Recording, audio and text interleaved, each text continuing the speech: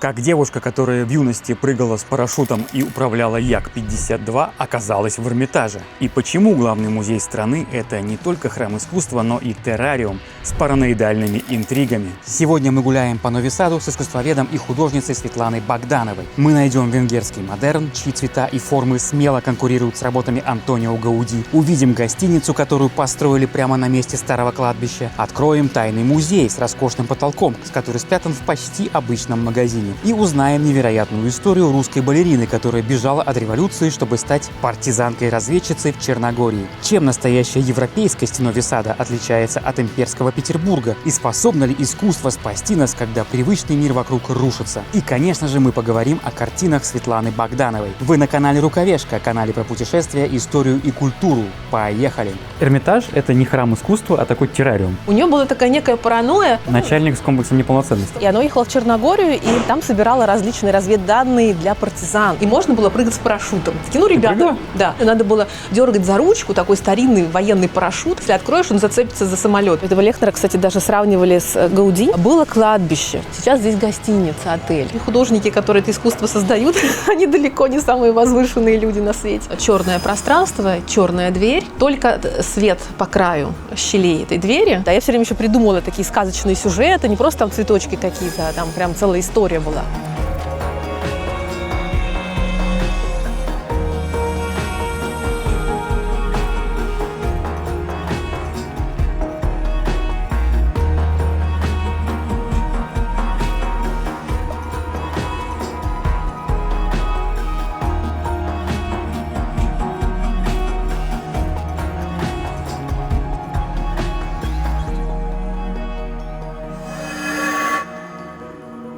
Поскольку наши зрители не знают о тебе ничего, давай начнем с самого начала. Я знаю, что у тебя вот к этому состоянию, к этой работе, которой ты работаешь сейчас, ты пришла не сразу. Расскажи, пожалуйста, про Як-52.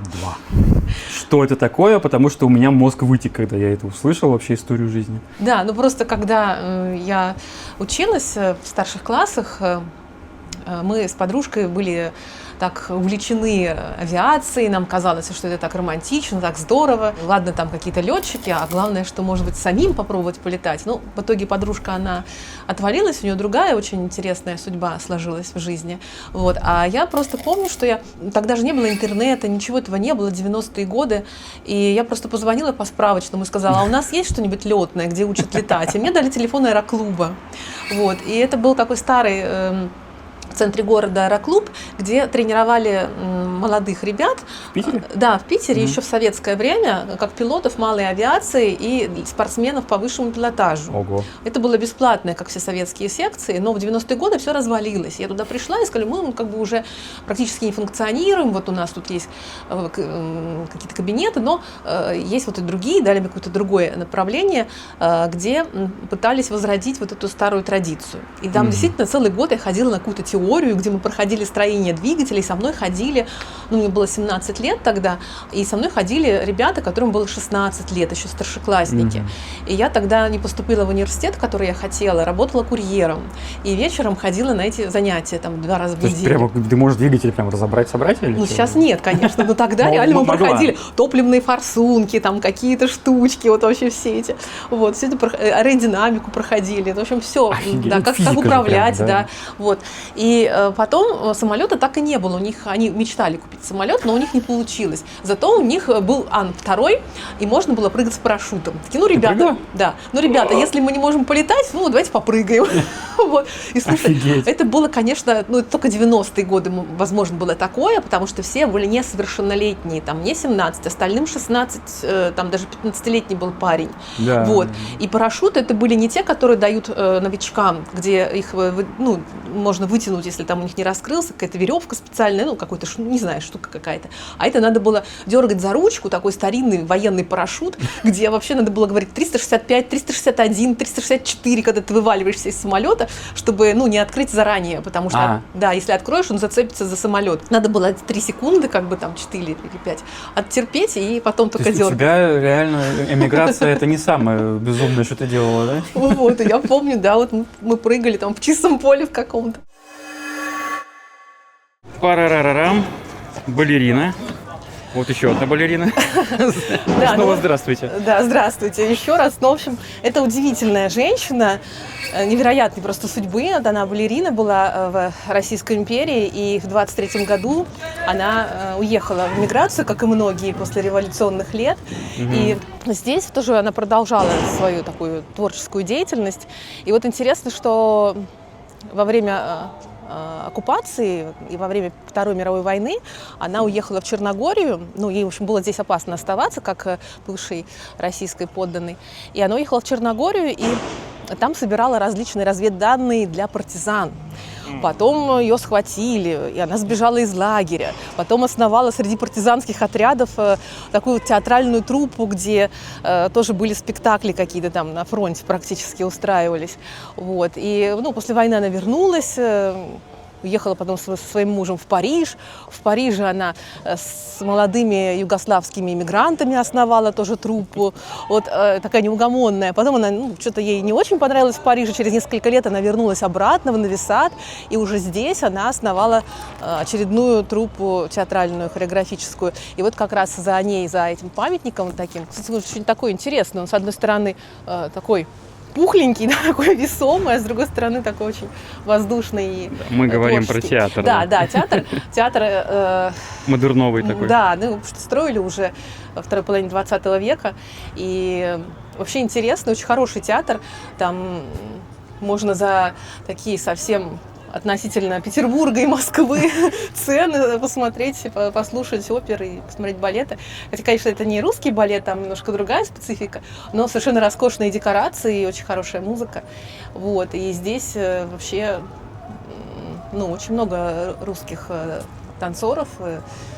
Сюда еще приезжают всякие, например, БДД. Да, и сейчас они, кстати, работают здесь тоже русские. Ага. Балерины. В общем, женщина с активной жизненной позицией была. Да, Марина Оленина, она поэтому Марина здесь Оленина. И партизанка, и основательница театральных труппы танцевальной, и такой вот герой сербский практически национальный получился. И почему ты не стала летчиком? Потому что не было самолета? А потом, на следующий год у них появился самолет, и я тогда вернулась опять на занятия. Вот, и там еще надо было... Интересно, что вот первый раз мне было не страшно прыгать. Мы еще, кстати, комиссию проходили. То есть ходили там в военкомат, нас крутили на стуле, там вообще, да, то есть комиссию по здоровью. Вот, и я помню, что так там целая куча каких-то молодых парней, которые в армию проходят медкомиссию, и я там еще одна девочка была, и мы такие две девочки, такие, что вы тут делаете? Мы такие, летчиками будем. Потом начались эти занятия, и, конечно, не получалось это все сделать абсолютно бесплатно. Там они просили за бензин, чтобы ребята платили, и у них были еще люди уже взрослые, которые оплачивали полностью стоимость инструктора и все. Инструктор, конечно, он тоже был такой фанат этого дела абсолютно, за какие-то мизерные деньги. Ему главное было летать. И вот Як-52, там кабина, впереди человек сидит и сзади инструктор, вот, и он сидит, просто говорит, что делать, и, конечно, там управлять так может. Ты летала? Да, то есть взлет, посадка, вот, и это, конечно, офигенские ощущения. А почему ты занялась искусством? Потому что это все прикрылось дело, самолет у них там сломался, так был какой-то старенький, и дальше это не стало развиваться. Мне просто непонятно, вот как это. Вот, и тогда еще нельзя было женщинам, девушкам поступать в авиационное училище, институты и училища. То есть поступали те, у которых были папы военные, какие-нибудь генералы, там еще что-то с авиацией связанное, они тогда их продвигали. А вот так на общем конкурсе было нельзя это сделать. Вот, я помню, что вот одна из девушек, как раз, которые вот увлекались авиацией, она даже писала какое-то специальное письмо министру авиации, чтобы ее допустили к экзаменам. 20 век, 21 почти, а у женщин все еще урезанные права. Потом, и буквально через несколько лет уже после этого это стало возможно. Уже много Она России, была первой такой вот ласточкой, и допустили, экзамен. Но это уже была Россия, это уже было. Да, это была уже Россия. То есть это еще не было 2000-х годов, это были 90-е. Еще при Ельцине. Вот, и я просто потом должна была куда-то поступать, получается, все равно. И поступила в художественно-промышленную академию имени Штиглица, которая называется МУХа в народе, да. Вот, и на искусствоведение. Потому что так как я не училась в художественной школе, хотя я с детства всегда много рисовала, но для поступления, конечно, нужны были другие совсем навыки. Мне было так всегда неловко, когда я говорила, что я учусь в МУХе, а все такие: о, ты художник! Такая: блин, я искусствовед. Ну что это такое? После Петербурга, вот такого вот имперского города, очень строгого, как тебе в Нови Саде? Потому что здесь, например, есть, как это называется, венгерский сецессион, да? Да. Когда все всякие растительные мотивы, колористики очень много, другие цвета, все более яркое. Да, здесь много всего есть. Вот смотри, например, здесь слева прям классицизм петербургский. Вот домик вот этот. И здесь в таком очень строгом он стиле классическом Васильевский построен. остров, да? Да, практически, да. Вот. И интересно, кстати, вот такого нету, наверное, не встретить. Я что-то не видела в Петербурге. Вот видишь, окошечко там такое, как дополнительное, Где? выступающее. Вот в этом домике классическом. Да, это говорят, такие... туда невесту высаживали, Да, там нет? можно было смотреть, да, и невесты смотрели, ну и вообще такое окошечко для обозрения, чтобы можно было видеть всю площадь. Это вообще роскошная совершенно площадь, главная в Нови Саде. И с одной стороны здесь ратуша. Интересно, что когда-то, когда первые магистраты управления Нови Сада появились в XIX веке, то у них не было своего места, и они арендовали разные комнаты, в общем, мыкались. Вот.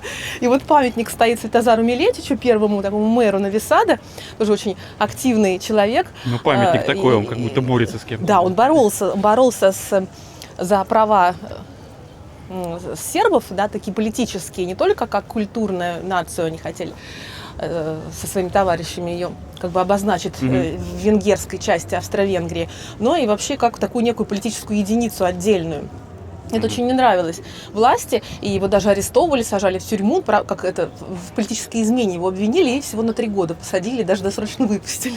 Ну, он обогнал в свое время, да? Он да. умер в 901-м, а Воеводина присоединилась к Сербии только после Первой мировой. Да, но он не По сути, получилось. обогнал. Он не получилось у него, но он очень старался. Вот, поэтому он здесь, и он как раз и решил, что наконец-то надо вообще завести ратушу нормальную. И по его пожеланию она была построена. И она в таком тоже стиле, как итальянские дворцы, немножко ренессанса. То есть Ну, такой, такая веселая, я бы да, сказал. и классическая здесь есть, и такое вот очень нарядное, изящное, венецианское. тортик. Да, ренессанс такой. Вот. И она здесь, конечно, тоже такая царица. С одной стороны, как некий символ власти, а с другой стороны церковь. И ее шпиль, вот он такой прямо уходит туда в небеса, он готический, потому что на рубеже 19-20 века там периодически вспоминали все эти готические мотивы, и при этом очень нарядный, потому что видишь, какая черепица на ее сводах. Вот. И здесь вот она красно-синяя, там с другой стороны зеленая. Это вот в Венгрии было принято. Архитектор Лехнер венгерский придумал такую, да, народную традицию вплести в классическую архитектуру. И интересно, что этого Лехнера, кстати, даже сравнивали с Гауди, да, с знаменитым испанским, да, с испанским каталонским архитектором. Вот за эту цветность, за любовь к цвету и за вот эту вот идеи. Вот. И здесь вот тоже это используется. Вот. А по поводу ратуши тоже интересно. То есть, получается, да, мы между духовной какой-то, религиозной идеей и идеей власти, такой рациональной. Вот. И в этой ратуше есть башня, где когда-то была пожарная каланча. И был колокол, который сообщал о пожарах. Вот, и его почему-то местные жители прозвали Матильдой. Да, хотя, ну, вообще, как бы официально его называли колокол святого Флориана, потому что Флориан покровитель пожарных и должен как бы помогать спасаться от пожаров. Ну, вот, не знаю, может быть, он такой в юбочке, такой широкий, Матильда. А колокол по-сербски мужского рода, да? А если честно, не знаю, как колокол, да, по-сербски. Странно просто, что почему женского, да, и женское имя. Не знаю, ну вот такое, народные прозвища, они такие занятные. Вот, а вот прямо здесь это практически Гранд Будапешт, это отель, Гранд Отель Майер, здесь был тоже в конце 19 века построен. И, ну, потом переделали все, банки всякие разные теперь эти помещения занимают. Вот, а так именно здесь как раз происходило большое заседание, такое демократическое, где все представители воеводины, там же разные, не только сербы здесь, и всякие разные другие. Мы можем, кстати, подойти к вывеске, как раз меньшинства. Вот, и они здесь заседали, там были даже женщины, вот в 18 году, и постановили, что все, они теперь принадлежат королевству сербов, хорватов и словенцев, и Воеводина, она присоединилась. Ну вот да, про Что здесь прямо... меньшинство как раз вот на 4 языках написано. Да, интересно, что они вот это все очень поддерживают и с уважением относятся. Вообще в Сербии очень мне нравится позиция, они с таким большим уважением относятся к разным людям разных национальностей. Ну, я уже в ролике про Нови Сад это показывал, вдруг не видели. В общем, это сербский язык, это венгерский язык, это словацкий язык и русинский внизу. Очень похоже на украинский, потому что, по сути, это украинцы и были. Вот. Ты так Да. говоришь, еще даже женщины были. То есть Ну, с потому правами в те времена было не очень. Ну, да? во всех странах было не очень. И, в общем, это поэтому, особенно с политическими, там, в Академии художества женщин стали допускать только уже в конце 19-го, начале 20 века. Ну, в разных странах по-разному. Даже во Франции, в передовой, вообще было нельзя. И женщинам даже в академиях нельзя было, если они там даже учились, писать обнаженную натуру, женскую. Да, это было неприлично. Ну, потом мужики постепенно... пишут, это прилично. Да. Кстати, передовые именно скандинавы были. Они первые допустили женщин до академии, а потом уже и остальные стали потихоньку допускать. Ну, тоже Так с вот разбросом. ты на вопрос не ответила. Да. Сравнение с Петербургом хотела. все-таки. Да. Ну, он, знаешь, более уютный, такой действительно очень домашний, милый. И Петербург ведь тоже он разный. Он, да, в центре имперский действительно, в нем Ну, есть вот ты в Эрмитаже размах, работал, он же величие, огромный да, огромное все. Вот. А дальше он, ну, такой очень тоже разный, с настроением, с атмосферой в каждом месте. Вот. А здесь все как бы соразмерно человеку. Здесь нету таких огромных, больших масштабов, за исключением, там, допустим, вот церкви, да, она Ну да, она давлеет как над символ всеми. такой, да. Вот. А все остальное, оно такое очень соразмерное. И, конечно, есть некая ограниченность, потому что это маленький город, хоть он как бы и красивый, и душевный, но в Петербурге мне всегда нравилось, что можно идти, и оно не кончается, красота, Ну да, да? да. Идешь, пойдешь там на канал Грибоедова, на Мойку, там вообще какой-то Васильевский остров дальше начинается. То есть просто бесконечно можно идти прямо.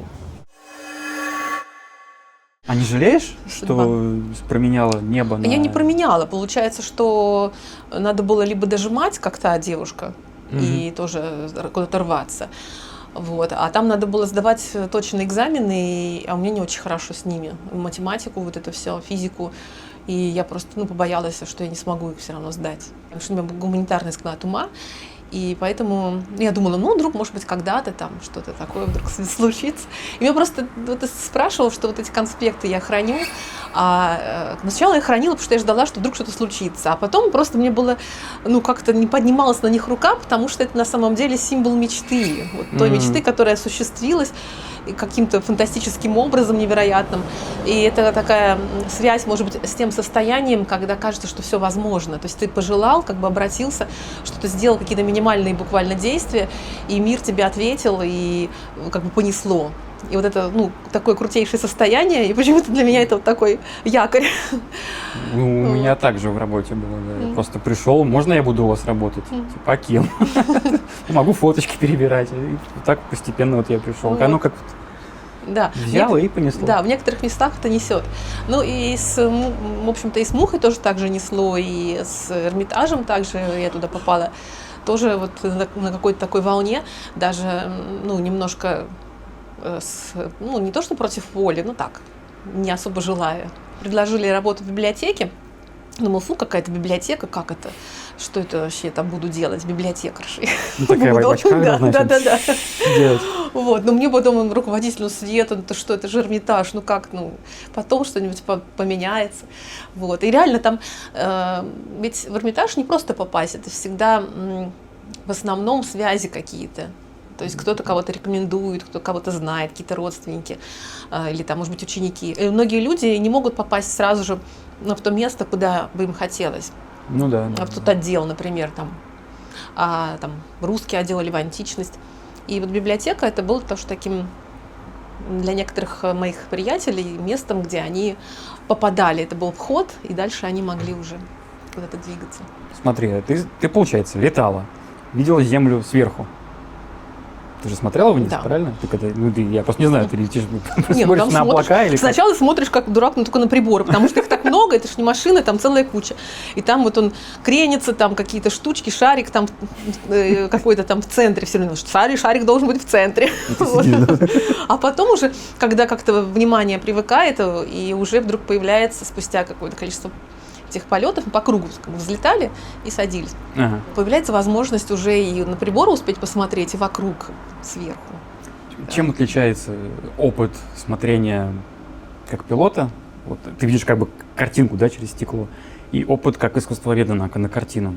Ну, такое внимание в настоящем моменте, когда ты летишь, и не знаю, возможно, у тех людей, кто летает очень часто, может быть, это иначе, а так как это было не так много, то ощущение абсолютного настоящего момента, конкретной вот Это вообще жизни. другой опыт, да? Да.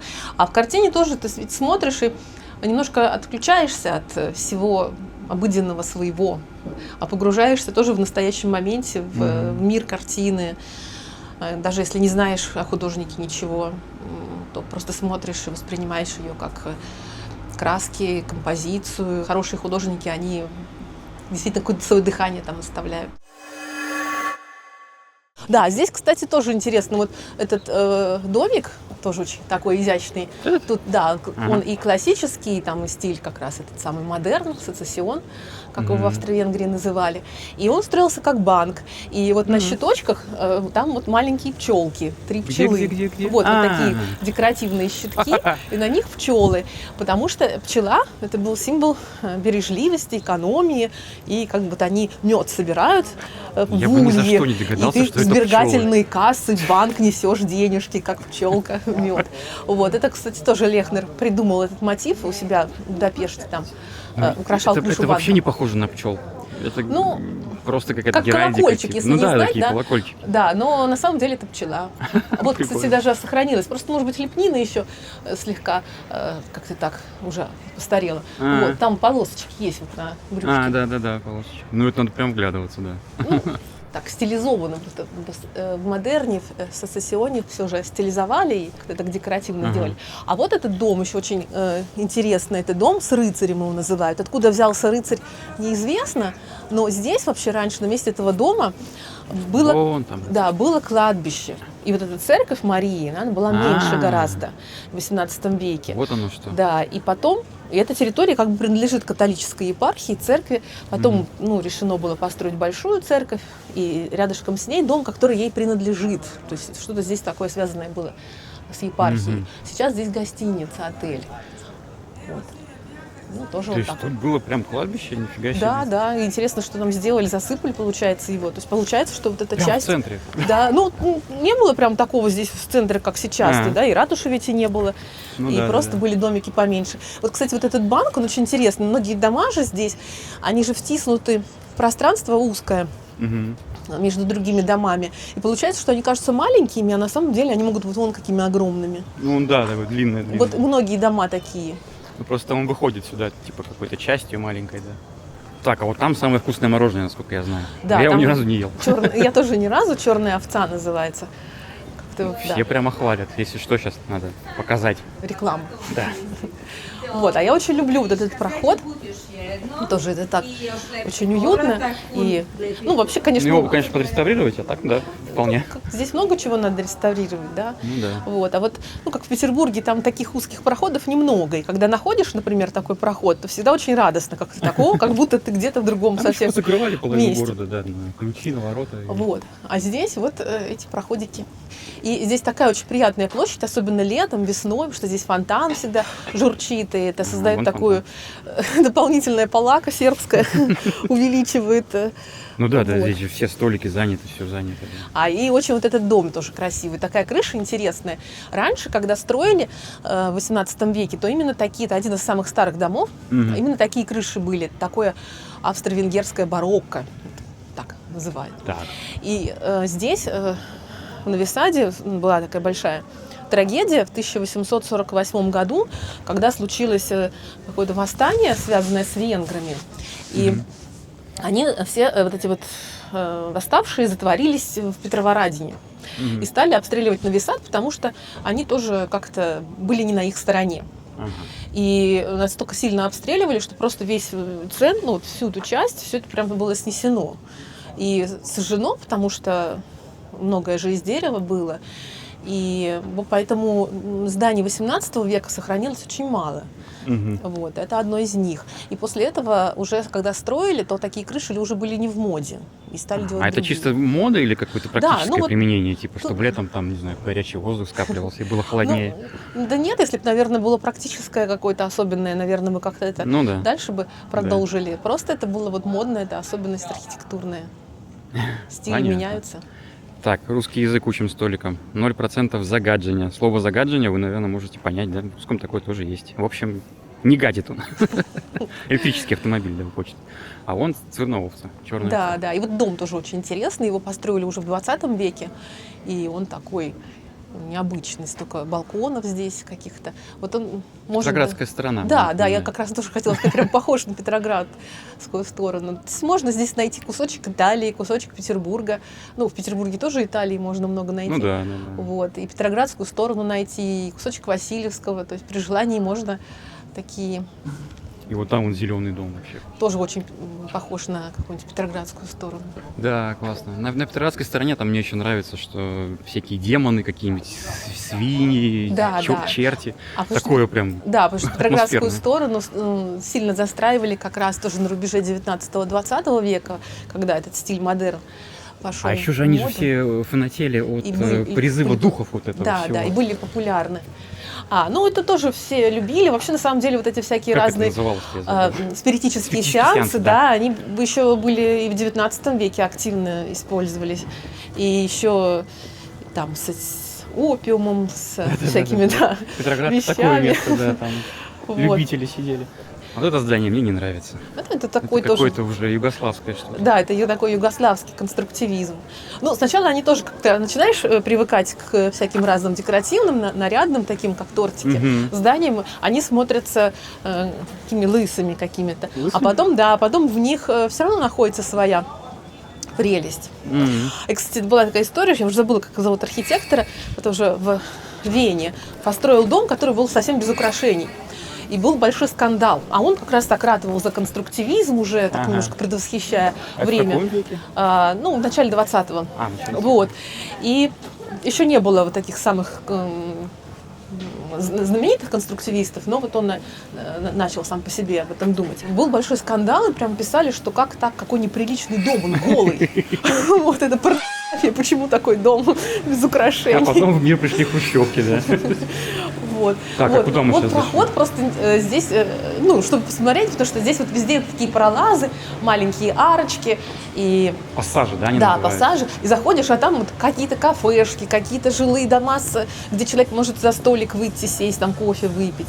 Вот. Да, Тоже это тут очень прям- атмосферно и очень по-домашнему, как будто ты ходишь, где-то в какой-то квартире. И вот этот домик маленький, это был один из таких первых кинотеатров здесь. О! Кинотеатр Корзо.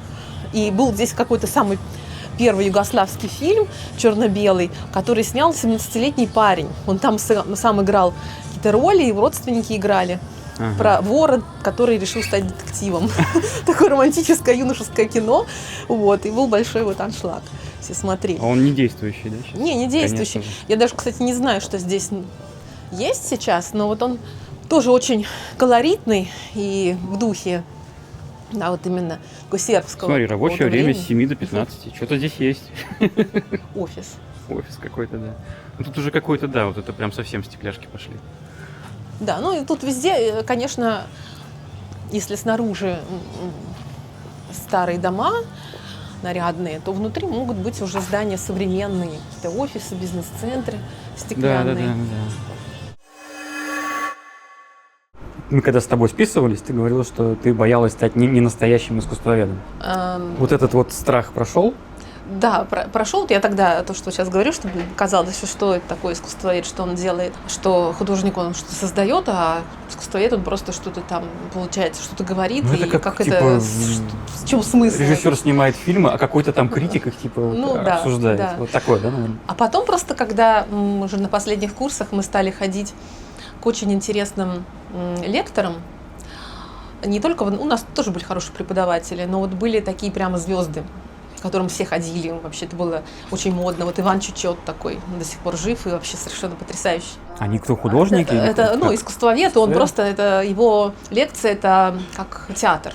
Он это превращает просто в спектакль. Это настолько фантастично, и всегда какие-то открытия, то стало понятно, что вот можно так, что это не просто там бу-бу-бу, что-то как в книжке написано, а это вообще какой-то полет творческий. Вот. А потом, когда я попала в Эрмитаж, и действительно уже из библиотеки стала ходить на курсы экскурсоводов и как-то погружаться еще больше в эту тему и встречаться с этими людьми, которые вели для нас занятия, методисты. Это тоже был такой космос, эти люди. Ты художником стала уже здесь. Нет, я была и в Петербурге. Я была, ну, то есть я постепенно, когда я училась на искусствоведа, у нас была практика, мы расписывали батик, по шелку писали.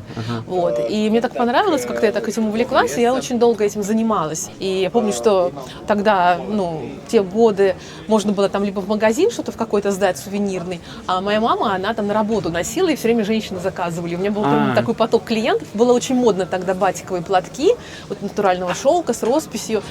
Вот. А я все время еще придумывала такие сказочные сюжеты, не просто там цветочки какие-то, а там прям целая история была. А потом просто как-то постепенно ушла в живопись, еще поучилась у некоторых художников интересных. И больше стала уже маслом писать. Ну, это и в Питере было, и выставки там были. А здесь я тоже немножко сделала работ. И даже на тоже пленере ты не поучаствовала. пишешь? Что? На улице, на На пленере. улице, ну, да, Просто чуть-чуть хотел было. спросить, как вот отличается же свет и цвет. Питер, там все 50 оттенков серого, да, что Ну, называется? если пойти Фотография в Питера в цвете, пасмурную, знаешь, мем, да? там, если пойти в пасмурную погоду, то Которая да. там 300 дней в году Но пасмурная пасмурную погода. погоду не очень хочется рисовать, наоборот, как А бы здесь дома. вообще другой свет, здесь Да, здесь юг, ярко. здесь ярко, Вот. да. Но Санкт-Петербург же он тоже очень яркий. Все дома же в центре, они же разноцветные. Там и красные, и розовые, и голубые, и зеленые. Это ему не очень спасает от Вот. погоды. Так, какое-то здесь очень интересное тоже было место. Сейчас Так, окей. зайдем, посмотрим. Там Но тоже опыт здесь. здесь другой, да, вот к чему я Ну, спрашиваю? я в основном пишу не с пленэра, это тоже делаю, а просто сочиняю свои сюжеты, поэтому мне не важно где. На самом деле я здесь меньше рисую, чем в Петербурге. Ну, видимо, Вот. мигрантские проблемы, документы и так далее. да? Нет, не потому что... Многовременно отжирает. Да нет, а просто как-то почему-то другие просто всякие разные дела, действительно, ну, захват, ну, лекции вот эти, которые я веду, детские всякие темы. Ты где-то выставлялась здесь уже? Какие-то, я знаю, проходят маркеты, вот Алина Копейкина была художница, она на каких-то маркетах выставляется, продается. Вот. Или Ну, ты только для себя это все делаешь? Я, когда в России, в Питере писала картины, то там я более активно участвовала в каком-то самопродвижении. Да. Вернисаж, да, это называется? Ну, нет, там выставки, вообще, Выставки. совместные выставки, какие-то конкурсы, там участвовала, там в Ирарте даже один раз в конкурсе выиграла была. Здесь я была только в одной выставке в Белграде, проходила, и я в ней участвовала. Ну, то есть ты Я не здесь- продаешь, да, эти работы? Ну, я просто ничего не делаю, чтобы их продавать. Они у меня дома висят на стенах, и я бы с удовольствием продала, но какой-то нужно сделать дополнительный шаг, чтобы это... Я, короче, ссылку оставлю в описании. Купите. Слышь, купи. Сделаем перерыв. Я хочу, Ага. чтобы мы зашли. Я не знаю, можно ли здесь снять, потому что это очень старинный, очень О. классный магазин. Они придумали тоже еще в 19 веке возрождать ручной труд. И сделали музей произведений ручного труда. Ну, в основном это изделия из кожи, там, ну, и не только. Вот. Ага. И в связи с этим они ну, вот, развили свою компанию и делают часто предметы по вот старинным вот этим техникам. Даже Ага, некоторые повторяя. Давай спросим. Вот, и можно. внутри, Для туристов он даже можно купить, чтобы да, НДС снять. вот, внутри очень красиво, тут старинная касса. И здесь прям вид, потолок роскошный, прям настоящий музей, как будто Ого. мы попали. И вот в некоторых магазинах такие есть Офигеть. вещи фантастические, тут прям целая Нифига история. себе. Слушай, я заходил сюда, ни разу не был. Вот. Это очень И главное, круто. посмотри, старинная касса, вон она какая роскошная. И На здесь, общем плане. О, Да. какая. И она рабочая, да? да, ну вот они тут работают, видимо. Вон там стоит, ну, компьютер на самом деле. Фига себе. Нет, она не работает. Не Ну, то есть она, наверное, может работать, но компьютер же сейчас. Ага. Блин, как круто. На потолок можно на него залипать вообще, ходить Да. час, наверное. Да, тут прямо разные истории, я так понимаю, Ну, это мифологические всё, сюжеты. да, какие-то. Или Ну, вон Христос нет, идет. здесь смотри, вот то, что как кожу выделывают. Да, Это да, же да. как раз именно связано с кожогалантереей. Ага, всё. да, да, да. И поэтому здесь вот показаны элементы труда. И вот там, видишь, смотри, какие винтовая лестница, и вот это дерево, это О. все сохранилось. И вон какая прикольная труба, да, вот тут тоже. Вон, смотри, печка. Тут можно прям залипать, да. То есть это такой мини-музей быта. Да, слушай. Такая капсула времени. Да, Там что внизу? Туда можно идти, нет? не знаю. Ну, смотри, какие ступени. Вообще, лестница вообще бомбическая. Ну там, наверное, продолжается магазин, и, возможно, там... Ну, пойдем сходим. Давай. Я по таким лестницам никогда. Еще и с камерой особенно. Страшновато. Блин, это прям можно О, отдельный боже выпуск мой, сделать смотри, этого магазина. смотри, какое здесь кресло. Это даже как-то так, это немножко пугающе выглядит. Зубное. Ну, Все, что связано с зубным. Тоже вот видишь, из кожи настоящий. 33,5 тысячи динаров. То есть это примерно $300. Ну да, так. Ну, если это ручной труд, то да, понятно.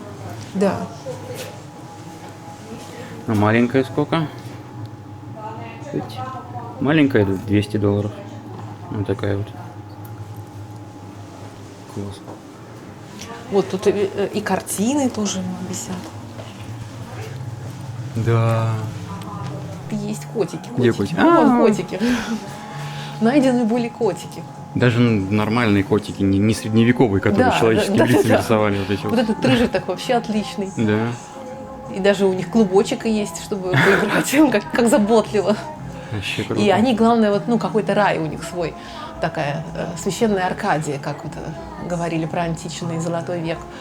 Там море, балюстрада, корабли, и чайки, и небо, и они тут заняты всякими разными делами. Но вот тут тоже странное, что они делают? Они качаются на какой-то карусели. Это Ракурс, какой-то конечно, отличный. Дали уже Вообще. какой-то пошел. Вообще, да. Да. Ну вот еще Караваджо любил такие ракурсы выдать. Если у него там Вот это не прям на всегда меня летит, удавалось да, да, что-нибудь да. сверху расписать, но были некоторые росписи, где как раз он Это чтобы ты оторвался. смотрел вверх, у тебя голова кружилась, потому что это вообще непонятно, где небо, где потолок, там где, где прям пол. такие огромные ступни улетают в бездну.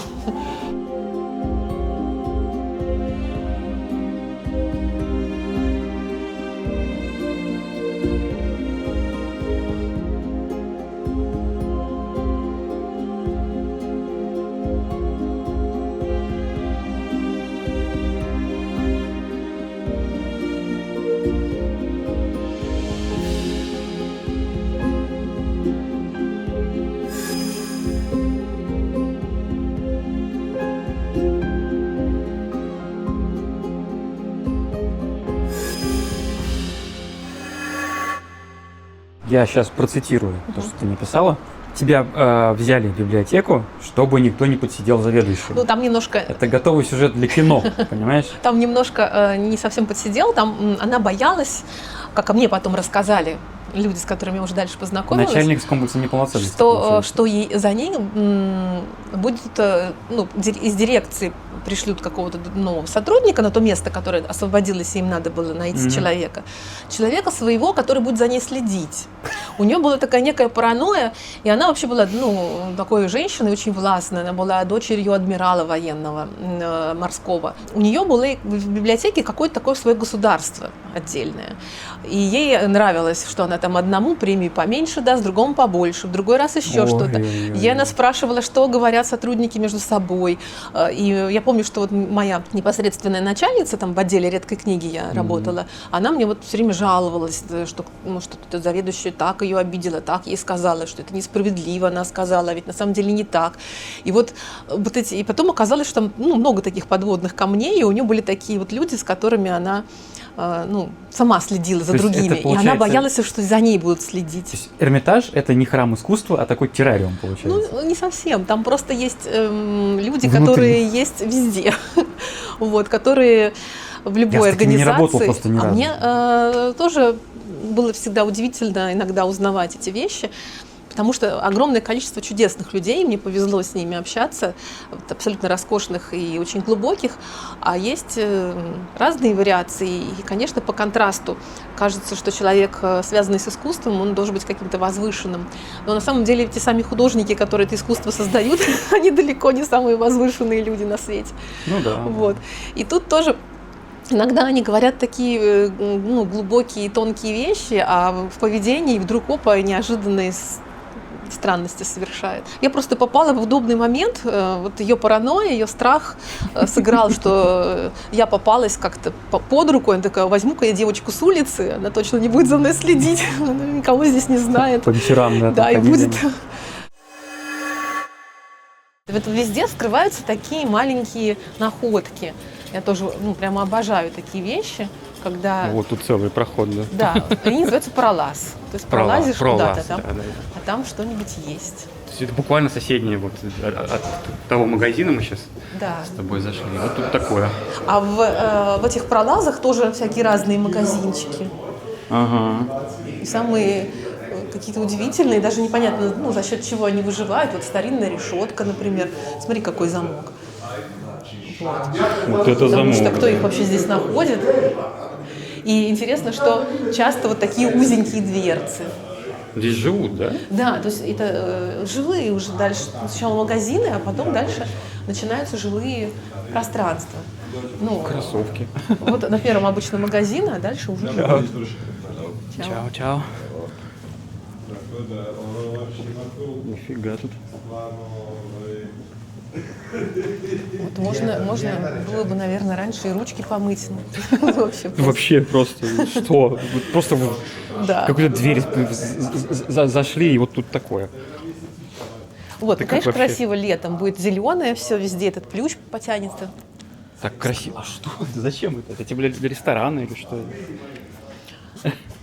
Может быть, когда-то был какой-то ресторанчик, кафе.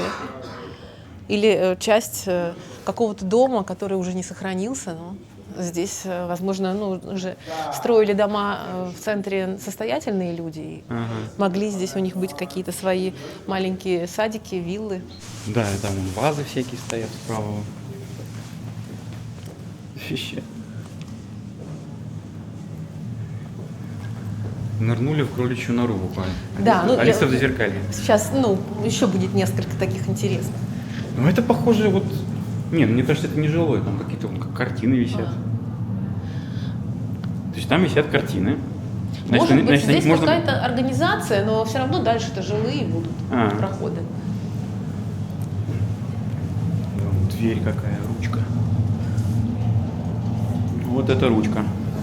Смотрел видео из Земуна? Да.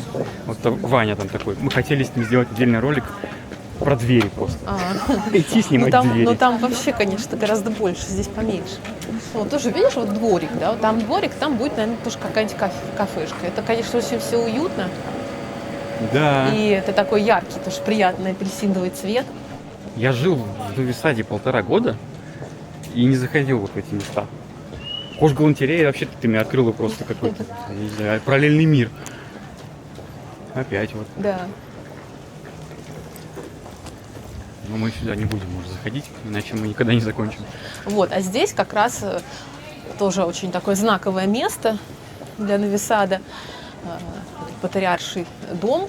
И, он, конечно, тоже очень красивый, очень изящный. И главное, что вот прям он такой миниатюрный, вот про это, да? Миниатюрный, маленький. И немножко похож, опять же, на венецианский Ренессанс, а с другой стороны Да, похож такой на прям. Византию. Это было важно, потому что как православная церковь сербская, она тоже наследница. Здесь жил епископ, короче. Да, византийской традиции, поэтому оформлялось все с намеком на православная сербская церковь, она наследница византийской вот этой традиции. И вот эти как раз переплеты над окнами, они напоминают и сами арочные окошки. И здесь еще такая вот башенка, как бы как навершие такое нарядное, Да. и тоже как игрушечное совершенно. И очень красивое сочетание найдено. Вот облицовочная вот эта плитка, такая немножко кирпичная, и Мгм. вот этот сливочный цвет штукатурки такой. Ну, он тоже как тортик, да. Да, тоже съесть такой хочется. очень вкусный. И, ну, прямо хочется любоваться. И здесь вот это место такое, как раз специально, потому что рядышком церковь, собор Мгм. Святого Георгия, он православный. И вот эти башни меня тоже очень удивляли, когда я приехала в Сербию. Вот австро-венгерское православие, оно свои церкви украшает такими вот башнями, не похожими Да, на да, наши. у нас другие Да, у нас купола такие, совершенно. луковичные купола в основном, а здесь вот такие причудливые, тоже как какие-то пирожные такие. Я Тоже читал, сам что детали. при переходе территории под юрисдикцию Сербии соборы становились православными. Изначально это католический собор, насколько я знаю. Ну вот этого, кстати, я не знала. Ну, те, которые Но я построены могу про него были- ошибаться, кстати. Те, которые новые, построены в конце 19 века, все-таки уже православие тут вполне было законно, они тоже ведь с такими строились. Мне кажется, это тоже традиция такая, так Ну да, украшать. Ну, там внутри тоже интересно, в этом соборе, там же витражи, и там... Может, зайдем? Можно, да. Там тоже сохранился старинный иконостас и витражи, и вообще это собор всегда открыт, в отличие от многих. Потому что даже немножко жалко, что не во все соборы здесь можно попасть, когда нет служб, потому что интересно посмотреть, что там внутри. Ну да. Они только в определенное время открываются, а здесь всегда открыто. Это тоже одно из таких самых старых зданий. Вот это? Мгм. Тоже вот здесь витрины, Ну, они, да, магазины раньше деревянные находились, такие, да. Находились. Изначально тоже вот строили купцы, наверху обычно жили, а внизу вот свои лавки, свои магазины держали. А у них в православии, насколько я заметил, женщины не покрывают голову, когда заходят в церковь. Да, как и в Греции, в Сербии нет такого правила, что нужно обязательно голову Откуда оно покрывать. взялось, интересно? Вот. Ну, Я потому что логики не понимаю в этом. У всех волосы одинаковые. ну, видимо, какие-то более строгие правила к таким суеверным, может быть, представлениям о том, что волосы Ну, именно женские. нужно покрывать. Они же тоже, ведь это связано с и традицией языческой, в том числе, ведь замужние женщины, например, с покрытой головой обычно. А, ну это как мусульмане, да? Вот они Ну, строго. да, а здесь вот всегда вот этот ладан, всегда такая тихая атмосфера, и здесь очень красивые витражи. Ага, сейчас И интересно, что здесь на витражах не только святые, но и царские жены правителей, Ага, да, да, представлены. Мгм.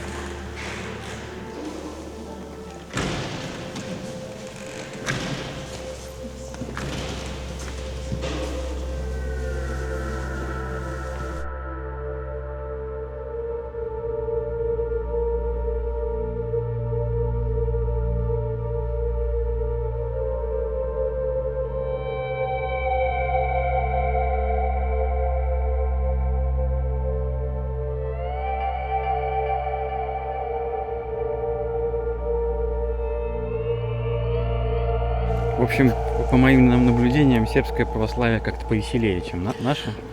Да, то У есть них они как-то все это более такое. у них они там, когда службы, например, Разуди плечо такое. могут выйти покурить, зайти обратно. Я представляю, да, у нас. Да, и Какая-нибудь пасхальная служба, стоишь там 4 часа и не можешь выйти. Пойду покурю, раки выпить. Да? А, про европейскость Нови-Сада. Смотри, Петербург, да? Это же его называют окно в Европу. Типа Петр Первый прорубил это окно, чтобы и создал такой самый европейский и российский город. Хотя, казалось бы, Псков ближе к Европе, да, но как-то вот Псков это прям Псков. А Нови-Сад, он всегда же был Европой. И ты ощущаешь здесь вот другую европейскость настоящую, или это все просто пустые разговоры? не знаю, из-за того, что здесь, так как я в Петербурге, да, всю жизнь прожила, и он очень европейский город, и очень отличается от всех остальных российских городов. Но здесь просто люди, может быть, более расслабленные. Ощущается вот такое наслаждение жизнью, какое-то согласие с обстоятельствами, не знаю. Ну, Все-таки это скорее сербский стиль жизни. да, стиль жизни. Может быть, здесь множество вот этих маленьких кафе на улицах. Тоже дает такой эффект. Наверное, можно было бы говорить об этом, когда были еще 90-е годы, начало 2000-х, когда в Петербурге еще не было развита тоже вот эта традиция делать уличные кафе выставлять и как-то привлекать туристов таким образом. Вот тогда я впервые, когда ездила за границу, меня очень удивляло. И витрины магазинов мне казались такими удивительными, роскошными. Вот я в Рим как раз первый раз в жизни попала, моя первая заграница. Вот, и мне казалось, надо же, вообще, как это все у них, и кафешки, они такие там везде сидят, на этих стульчиках прямо на это улице. сразу ощущение безопасности, когда Да. ты не за железной вот этой металлической питерской Да. красной дверью, знаешь. У меня такая была, кстати, отвратительная. Еще зимой ее нельзя открыть. Да, Но да. суть не в этом.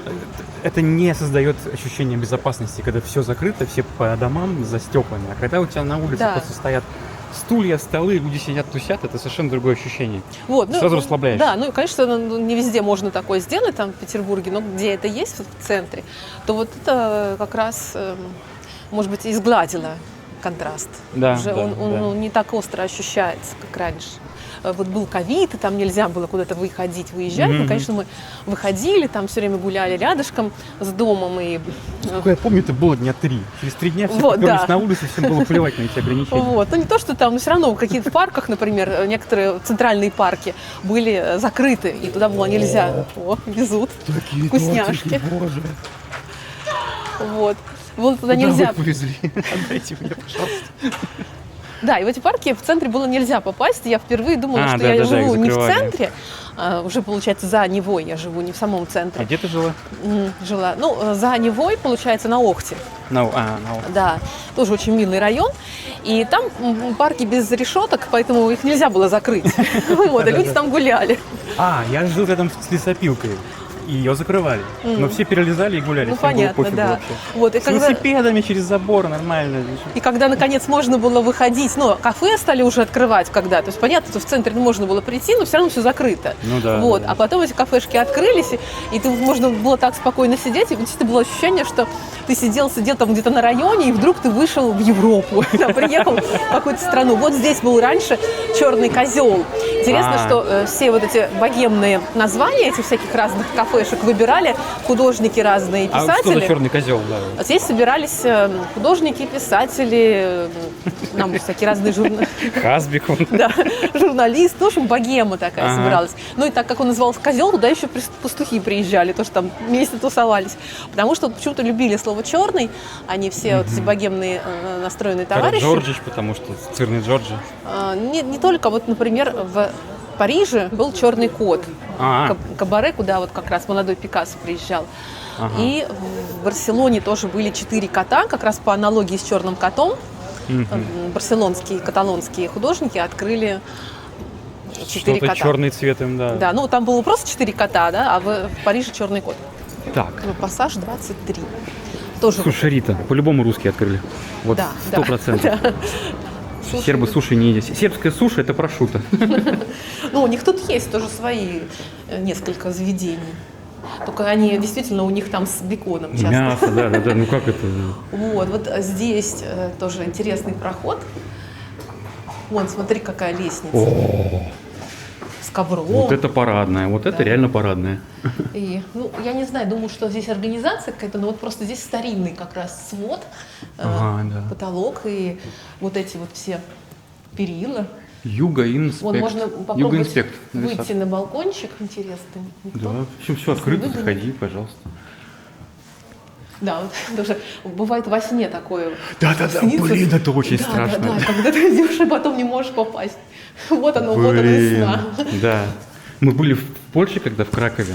Я снял квартиру, вот сейчас я пока здесь стою, я тебе расскажу, смотри. Она была на самом верху. И лестница, она начиналась вот такая вот, сейчас я по камере переведу, вот такая широкая. А кверху она сужалась. То есть у тебя охрененно огромное пространство воздуха и вот такая вот реально вот такая вот лестница. И я как в ужасе просто Да, это шел. прямо во сне. Там всегда все сужается, Да-да-да. мосты разрушаются.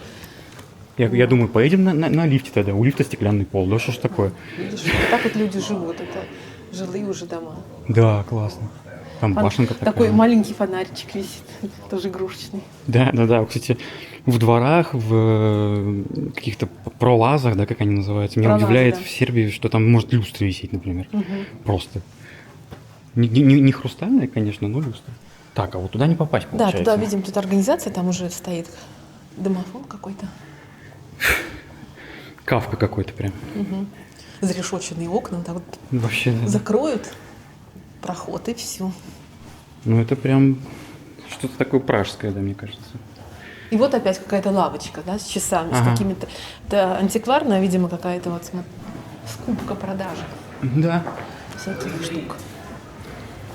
Абажуров. Ну, еще одно место, где можно залипнуть на час.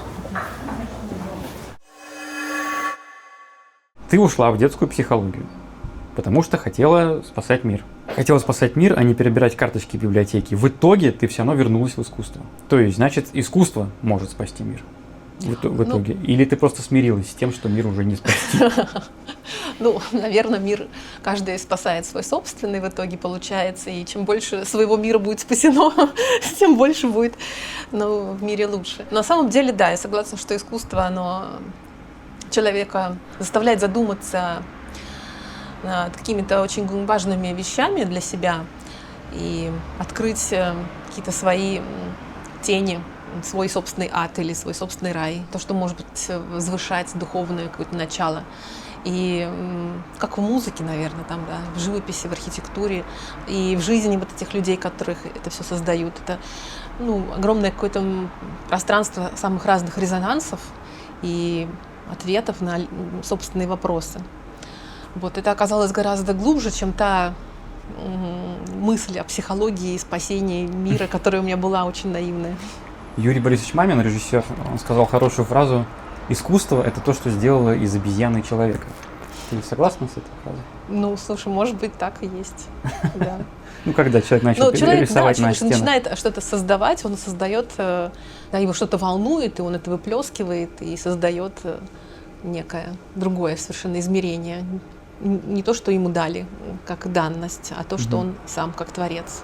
Ты психолог. Ну, А чем отличается психолог от психотерапевта?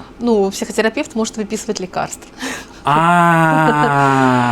оно Да, он что. может вещи, которые психолог не всегда может, имеет право делать или знать. Дунайский парк. Хорошее место, чтобы задать тебе вопрос по психологии. Ты написала, что хотела стать психологом, потому что мир рушится. Это такое было юношеское после академии, когда я попала в Эрмитаж и работала в библиотеке. Ага. И было понятно, что это, конечно, не мечта моей жизни совершенно. Вот. И что-то мне хотелось делать важное и полезное для мира. И мне казалось, что вот несчастные дети в детских домах, они так страдают, а так бы они, может быть, я могла бы им как-то помочь. Угу. И, я вообще искала, какой-то смысл, что мне дальше смотри, делать. Вот сейчас, гуляя по этому парку, да, ты же прекрасно понимаешь, что мир реально сейчас рушится. Сейчас просто какая-то вокруг просто ад происходит. Ты ощущаешь себя здесь спокойно? Твой мир уже не рушится? Конкретно вот твой. Он не очень неустойчив. Я бы сказала, что это как ромбик, который стоит на грани. Да? Он его раскачивает во все стороны. А почему? Это внутреннее такое состояние какой-то неустойчивости. Тревожности? Нет, это просто... Наверное, это связано с тем, что очень долгие годы я была связана с Эрмитажем, была частью корабля, частью команды. Понятно. Вот, это было такое пространство, где было все. То есть это было абсолютно целостное пространство, и духовное, и красивое, и бесконечное по познанию. И это была как такая материнская утроба, в которой тебя защищают и принимают, и ты можешь реализовывать свои смыслы. Когда я нашла для себя новый смысл деятельности, стала экскурсоводом, стала работать совершенно иначе. В общем, психология эта вся ушла как бы на задний план. Образование у меня есть, но я им никогда не пользовалась для работы. Вот. Скорее, это больше такое внутреннее исследование было. А муж у тебя психолог? Да, он психотерапевт, да. То есть вы два, получается, психотерапевт? Я- Два человека, которые работают с мозгами. Я могу просто поддержать разговор. Я знаю про Фрейда, про Юнга, что они Это у вас такие сочинили. Да. обиденные разговоры с мужем, да? Давай Вот, обсудим я Юнга. понимаю, что такое когнитивная психология, что О, такое Господи. гештальт и так далее. Вот. Но я никогда не работала с этим, тем более, что это была еще к тому же детская. У меня направление детской психологии. Ага. Вот. Просто когда я стала работать в библиотеке, учиться заочно на психолога, параллельно с этим я пошла на курсы экскурсоводов в Эрмитаже. Мгм. Вот. И вот тут я для себя просто открыла новые возможности. И поэтому как-то оказалось, что спасти я все равно мало кого смогу.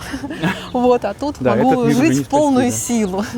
Вот. И вот Эрмитаж, конечно, это было что-то грандиозное. И Но он же Это еще, была- получается, тебя, огораживал от да, мира. это была опора даже в самые тяжелые и сложные переживания от жизни.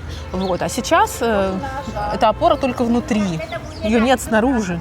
Ну, ты стала Больше. фрилансером? Получается, да. То есть ее нету. Как и я в редакции работал всю жизнь. Вот. Из-за этого есть вот это ощущение этого ромба, который качается, потому что никто уже не защитит, никто там тебе Да, не налоги сам доставит. платишь, да. Вот. Я Ну, наболевшим. Да. Но, с другой стороны, это открыло новые возможности. Вот Ну да. некая вот эта утрата, она дала возможность дальнейшего роста, движения и вообще огромного количества открытий, совершенно фантастических, Да. которые для меня были сделаны и в себе самой, и в плане искусства. Потому что я бы не узнала о многих вещах глубоких, которые не связаны были никак с Эрмитажем. Например. О русских художниках я знала не сильно много. Конечно, я ходила на выставки, ходила там, понимала, кто есть кто, но я не знала всей глубины. А сейчас, когда я стала здесь делать лекции для людей, Ага. я делаю на самые разные темы. Сначала я так была осторожна, я делала только то, что знала в связи с Эрмитажем, там про Францию, потому что это была моя самая большая тема в Эрмитаже, французское искусство. А Ага. потом я такая вылезла в мир, и у меня тут уже пошли и соцреализм, и нонконформизм, соцреализм, это прекрасно. и все самые невероятные возможности. Вот. А еще просто стала вести канал по искусству, и, конечно, каждый день я что-нибудь пишу там, какие-то посты, и Вот тоже ссылку для надо меня... будет дать на канал обязательно. И там тоже для меня такая и поддержка, что я могу поделиться с людьми. Мгм. Казалось, это очень интересно и приятно, потому что не сидишь тихонечко в одно жало, Да. что-то новое узнаешь, а вот делишься, и это приятно. Еще ты писала, я буду просто цитировать, потому что мы же это не проговаривали на камеру. Я думала, что с Эрмитажем только смерть меня разлучит. Но разлучила жизнь, да, эмиграция, переезд. Как происходит детокс от Эрмитажа? Детокса, наверное, не происходит, потому что Была он ломка в крови, какая-то, может. в крови всегда. Да, уже, если как бы, да, вот я чувствую себя таким ужаленным навсегда Эрмитажем, да, он всегда теперь внутри. Происходит просто открытие новых свобод. И благодаря Эрмитажу, на самом деле, в первую очередь. И вот это движение дальше, какой-то другой бесконечный мир искусства, который конкретно с Эрмитажем не связан. Свобода самому делать выбор, не ориентируясь на те произведения, которые висят в залах. А если я делаю лекцию, то я сама создаю свой собственный музей. Да, я сама подбираю галерею этих картин, о которых я буду рассказывать, которые мне нужны, чтобы состоялся опыт встречи у зрителя с художником или с его видением мира. А какие темы у тебя, например, самые любимые? Мне очень нравились темы, связанные как раз с художниками, русскими иммигрантами, которые уезжали в 20-е годы. Потом совершенно роскошная и очень любимая мною тема про русскую сказку в искусстве. Я когда ее начинала делать, я сначала сделала ее для детей, потому что у меня есть детские занятия. Мне казалось, ну, детской. А потом я стала, ну, ее разворачивать, и это просто тоже такой интересный мир совпадений, судьбы вот этих людей, которые на эту тему работали, русские сказочники, Васнецов, Билибин. А в чем? Ну, как у них жизнь тоже сказочным образом образовывалась, как они выходили на ту тему, чтобы рисовать в своем творчестве сказки. Как одно за другое цеплялось. Прямо, ну, это такие, как зацепочки, это целый детектив прямо.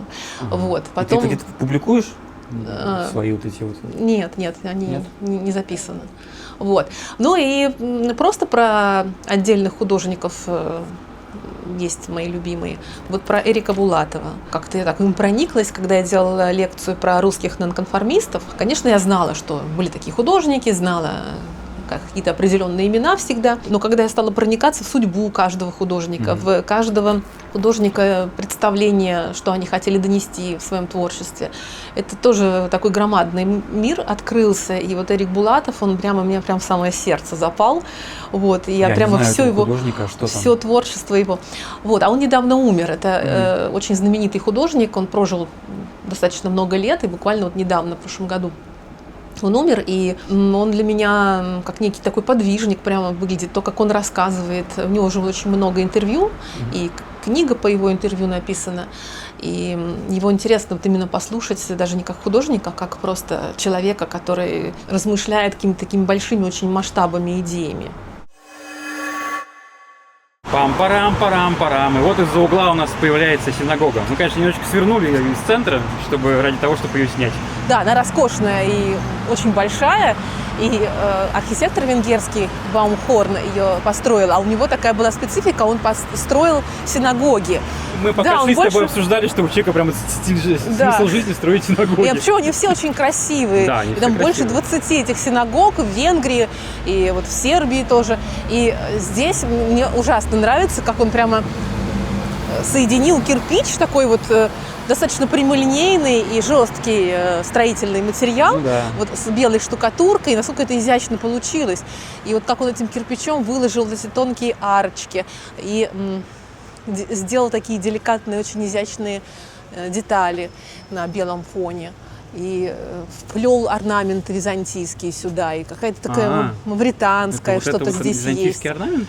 Ну да, такая плетеночка. 100 лет я не понимаю, вот. Так что вот. Ну, в общем, здесь это было потому, что модно, и мавританское, и византийское, оно в архитектуре этого времени присутствует активно. Но... Просто здесь очень много таких деликатных деталей, и вроде бы кажется грубые совсем материалы, а так сбалансированно и тонко он это сделал. Но он, конечно, очень большая и тоже похожа на такой со своим куполом, если особенно издалека на нее смотреть, можно с той стороны обойти. Вот издалека на нее сложно посмотреть, потому что здесь очень много зданий. Вот про Холокост, кстати, рассказываю. Ну, да, же здесь как раз очень много людей погибло во время Второй мировой войны, и сербов, и евреев. Поэтому она и не действует, считаю, что евреев почти не осталось. Здесь проходят концерты регулярно. И самая тоже поразившая меня вещь в Нови Саде, когда мы приехали, что здесь было очень много концертов классической музыки абсолютно бесплатно.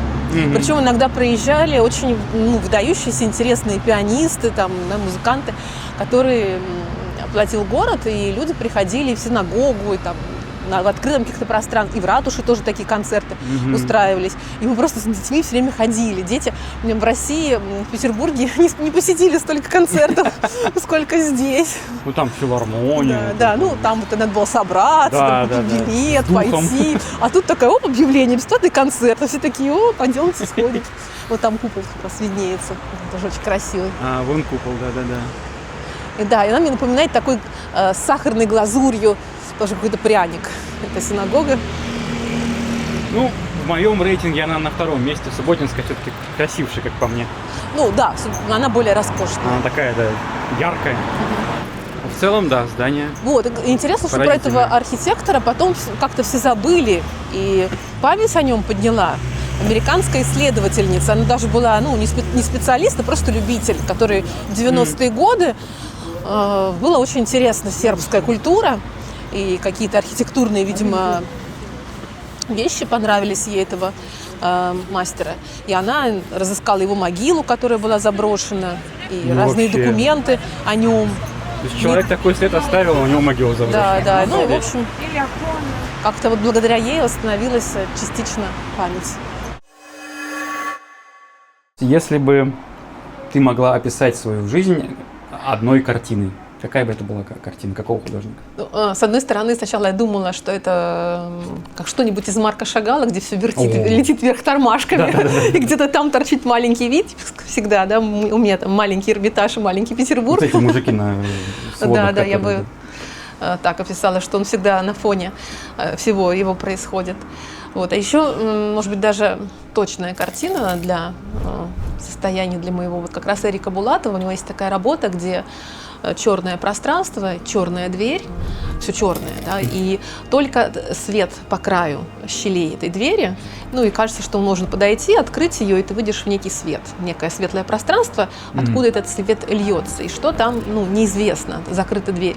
Это такое его размышление на тему тоже и черного квадрата в том числе, что же за этой чернотой. И вот у меня такое тоже ощущение сейчас в жизни, что я вот как будто на каком-то пороге стою, и мне нужно открыть эту дверь, но я пока никак не могу понять, как это сделать. И вот я свет этот вижу, какой-то новый этап, скажем так, да, вот, метафора. Но пока как сделать этот шаг к нему, не знаю. Ну все, спасибо тебе большое. Пожалуйста. Это отличный финал нашего сегодняшнего разговора.